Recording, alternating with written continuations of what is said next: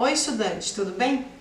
Eu tô aqui hoje pra gente falar um pouquinho sobre o coronavírus. Como tu podes notar, eu tô em casa obedecendo a recomendação de quarentena. Bom, a gente vai falar então um pouquinho sobre o que é o coronavírus, qual o efeito dele no nosso organismo, as maneiras de se prevenir. Pra gente começar, vamos entender o que é coronavírus. Coronavírus é o nome que se dá para uma família com vários tipos de vírus diferentes, cuja principal característica é a presença de proteínas que dão a impressão de que parece que o vírus tem uma coroa, por isso o nome corona. Esses vírus, dentro dessa família, tem 7 cepas que são capazes de paletar os seres humanos. E apesar do surgimento desse vírus agora e de tudo que a gente tem visto falar, não é a primeira vez que a gente tem epidemias causadas por vírus da família coronavírus. A gente já teve, por exemplo, a SARS em 2002, que também foi causada na Ásia por um vírus dessa família. Bom, o que temos de característica além dessa coroinha em volta? O vírus coronavírus, ele é um vírus envelopado, ele é um vírus de RNA direto. O que quer dizer RNA direto? Quer dizer que esse vírus, quando o material genético dele, que é RNA, entra dentro de uma célula, ele vai ser utilizado diretamente pela célula para fazer proteínas. Então o ribossomo vai lê-lo diretamente, sem passar por nenhum outro processo. Isso é diferente, por exemplo, do que a gente tem com o vírus HIV. No HIV, que é um retrovírus, uma vez que o vírus entre dentro da célula, o material genético dele, esse material genético vai ser produzido a partir do RNA, um novo DNA. E esse DNA vai ser incorporado no DNA da célula. Então é bem diferente do que eu acabei de falar para o coronavírus, certo? Bom, isso é importante por uma coisa que influencia muito na questão dessa nova doença que a gente está vendo acontecer agora, que é a questão de o vírus ser muito mais mutante, né? Então isso explicaria, por exemplo, o fato desse vírus estar presente em reservatórios silvestres, ou seja, em animais silvestres, e de repente ter se modificado e se tornado capaz de invadir as células da espécie humana. Por que isso acontece? Porque as enzimas que acompanham o RNA, o material genético desse vírus, não são capazes de corrigir erros na cópia desse RNA. Então acabam acontecendo mutações ao acaso que podem ocasionar essa possibilidade de parasitar outras espécies que não as hospedeiras tradicionais. E daí a gente tem todo esse problema acontecendo por conta do coronavírus. E esse coronavírus, inclusive, várias foram já as falas de cientistas tentando explicar de onde ele veio. Já se falou que era de morcego, porque ele era muito parecido com coronavírus encontrados em morcego. Já se falou que era do pangolim. Agora, a pista mais provável em relação ao coronavírus é o fato de que a maior parte dos casos se iniciaram com pessoas que tiveram contato com o mercado de peixes lá na China, no mesmo mercado de peixes. Então, se suspeita, por exemplo, que esse vírus tenha vindo de animais marinhos, certo? Bom, além da gente saber do coronavírus, o que ele faz no nosso organismo? O coronavírus ele vai parasitar células do trato respiratório superior, ou seja, garganta, nariz, traqueia. Então esses órgãos vão ter seus epitélios principalmente e outras células sendo parasitadas. O ciclo viral, o vírus vai usar o maquinário celular e vai acabar deixando a célula doente, vai matá-la por fim. Então o nosso organismo vai tentar fazer reações imunológicas para impedir o avanço desse vírus. Que reações são essas? Reações inflamatórias, onde a gente vai sentir dor de garganta, a febre, tá? E o que dá os sintomas mais clássicos, que é tosse, espirros, liberação de coriza muitas vezes, a febre, dor no corpo. Então são todos os sintomas de decorrência desse parasita atacando essas células. Porém, esses são os sintomas que a gente vê em cerca de 80% das pessoas que vêm a apresentar sintomas.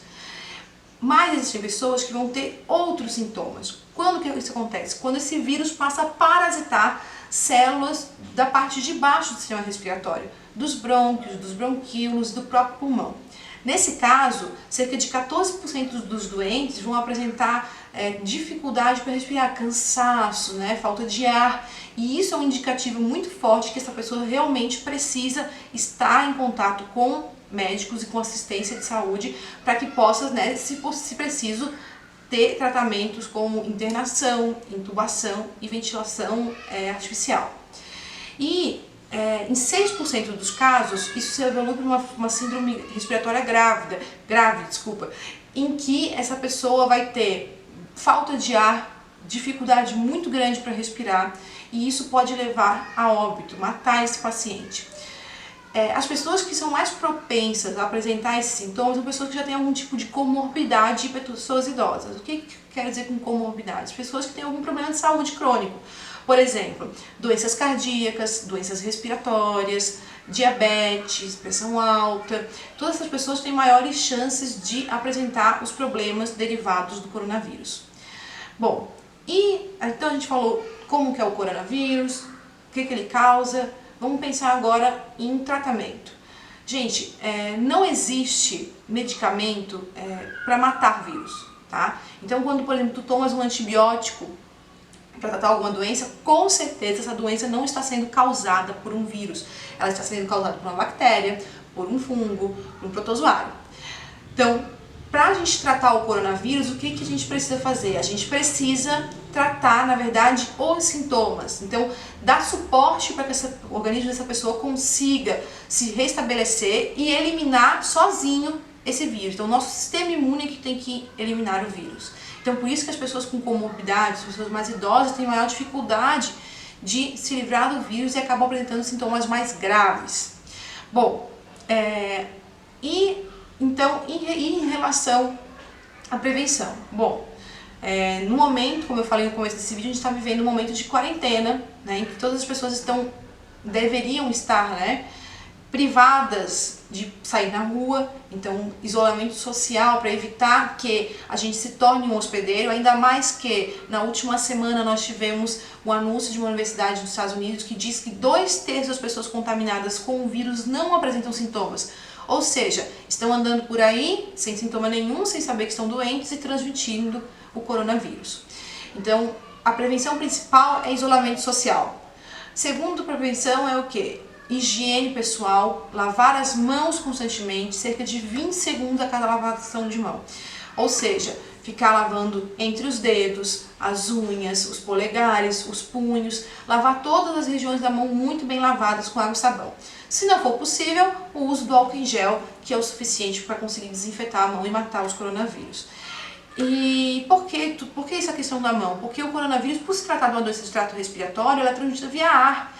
E não só via ar. A gente tem estudos já que mostram a prevalência desse vírus sobre superfícies.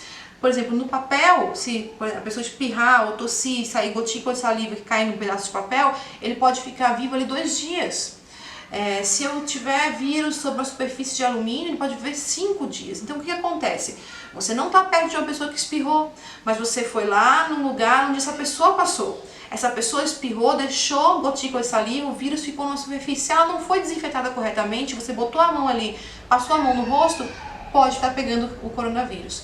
Então, lavar bem as mãos, evitar levar as mãos ao rosto muitas vezes, evitar sair de casa, é a melhor maneira de a gente prevenir, porque até o momento, né, hoje a gente não tem, aí, quase 3 meses após o surgimento da epidemia, da pandemia, a gente não tem vacina e provavelmente não teremos durante alguns meses, porque as vacinas demoram um tempo para serem feitas, para serem seguras para o uso da população humana. Então é preciso que a gente tenha cuidado, se previna, faça isolamento social e siga todas as recomendações que a OMS e que o Ministério da Saúde estão fazendo nesse momento. Bom, era isso. Eu espero que tu estejas bem, que tu estejas seguindo as recomendações, que tu estejas em isolamento social. Cuide de você, cuide da sua família, tá? E era isso.